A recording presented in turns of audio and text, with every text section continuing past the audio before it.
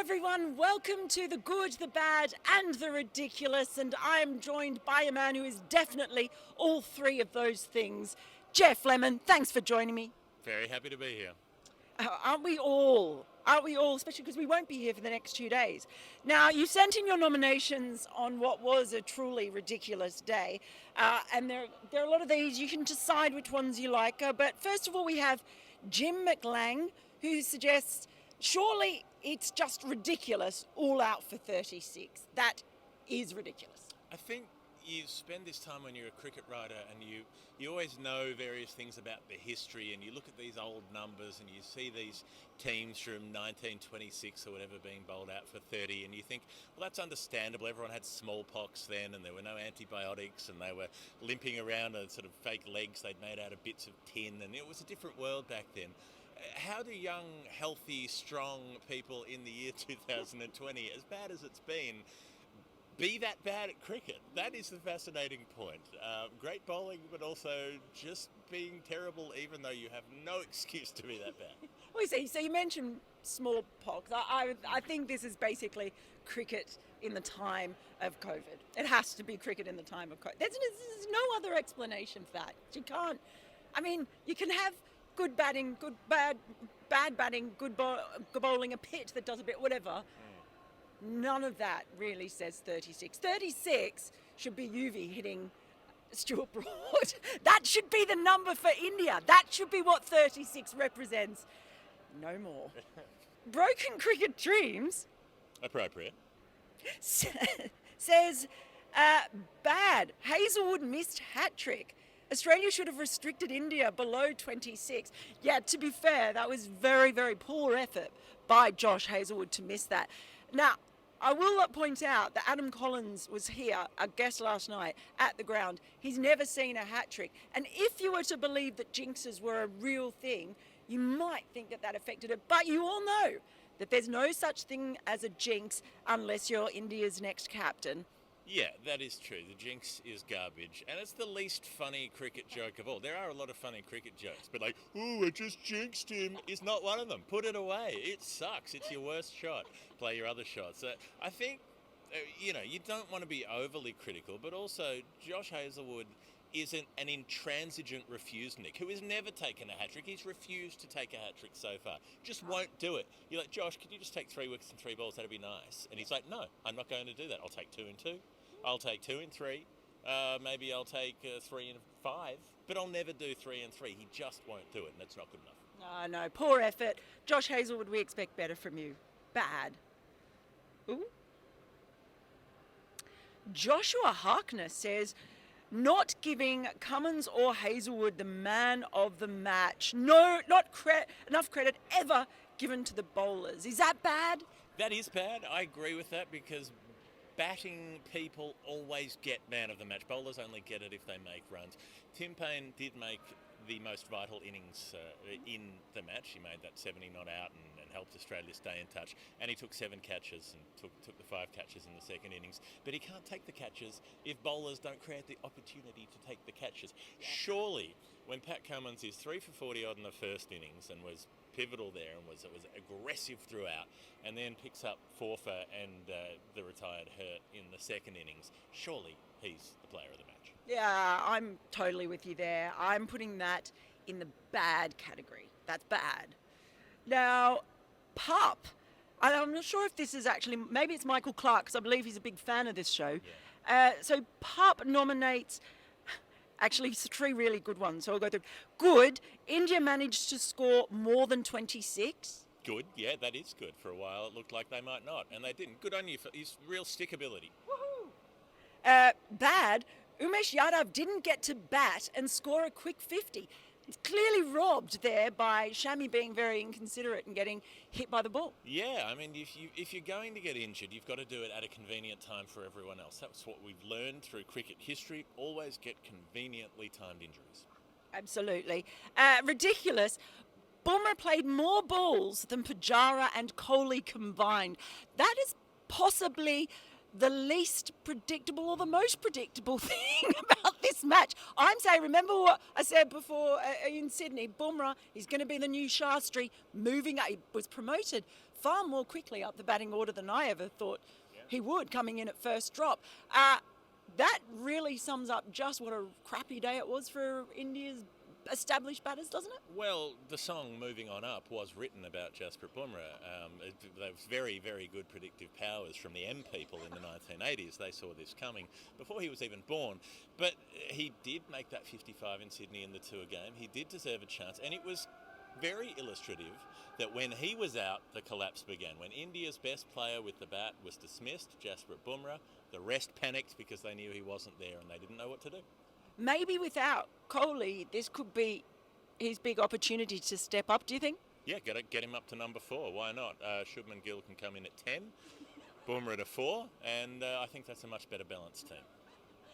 You heard it here first. Take note, India's selectors. Now, John Edwards nominates the last ball counts as ridiculous.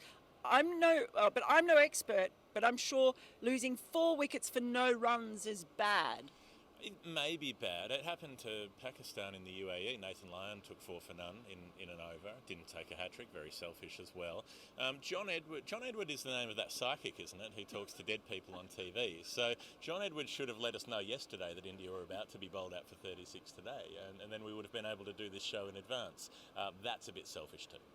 Yes, it is. I mean, what did you put that down to, though? Like today, seeing India collapse like that. Well, how?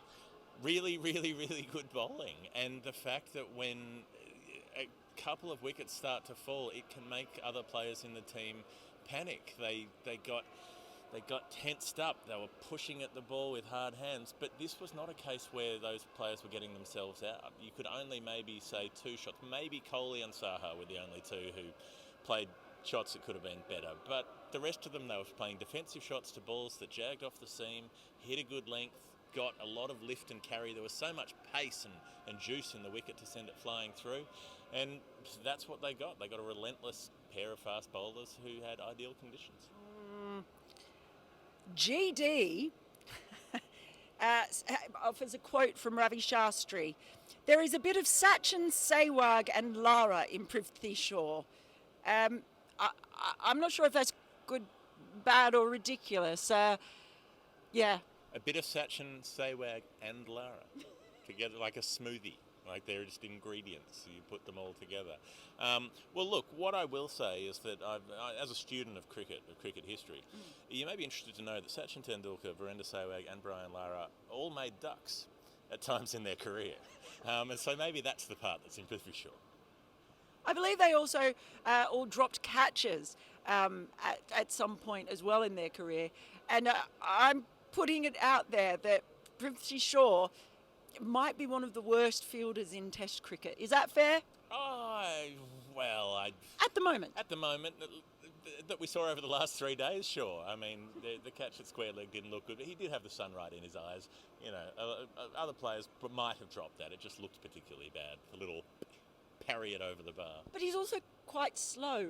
Yeah, I know, but he's also very small, and so you can't be mean to him because he's quite little and he needs to grow. He's got, his growth spurt is coming up, and when that happens, he may be a better fielder. Okay, look, I take it back. I'm definitely. I'd be giving him a lot of chances as a batter. We know he's going to be in the next Test. The fielding, where do you hide him? Got to hide him somewhere. Well, that's why he has that moustache, that little moustache.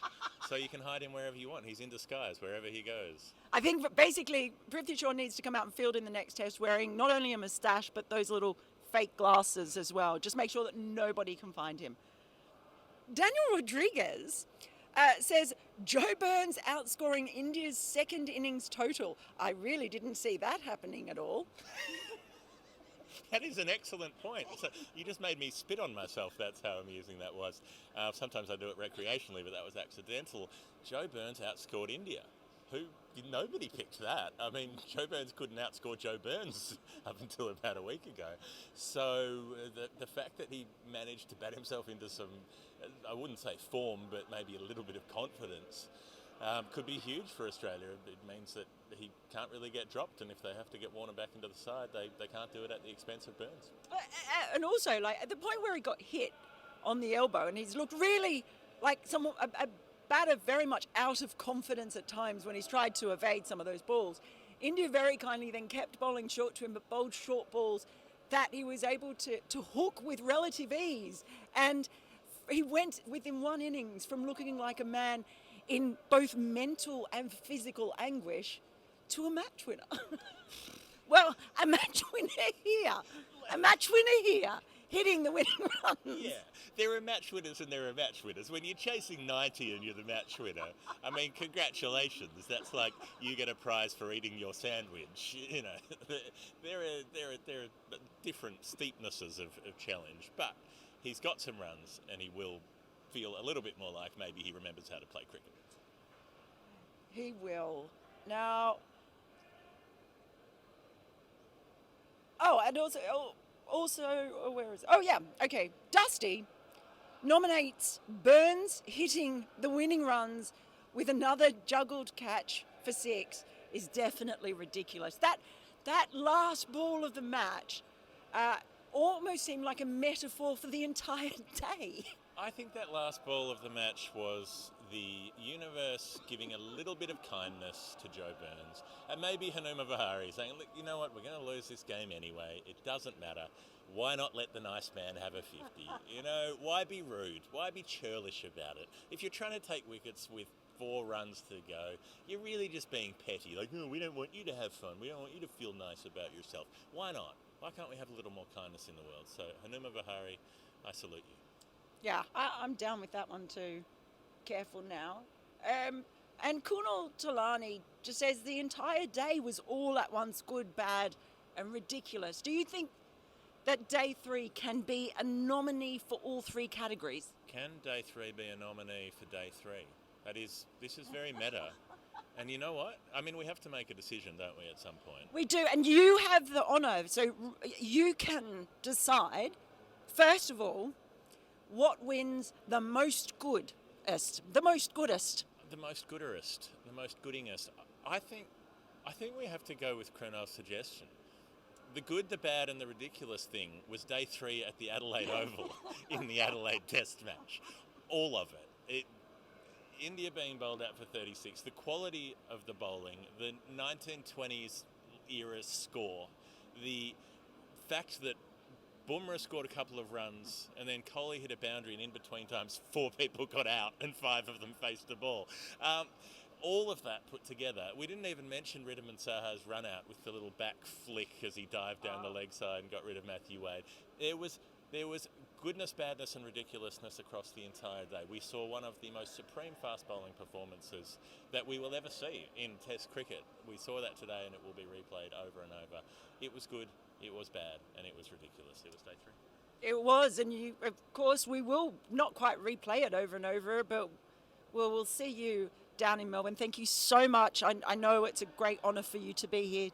Yes, I'm very, very honoured, and I will wear my pin with pride from this day forth. That's our nominations, Krunal.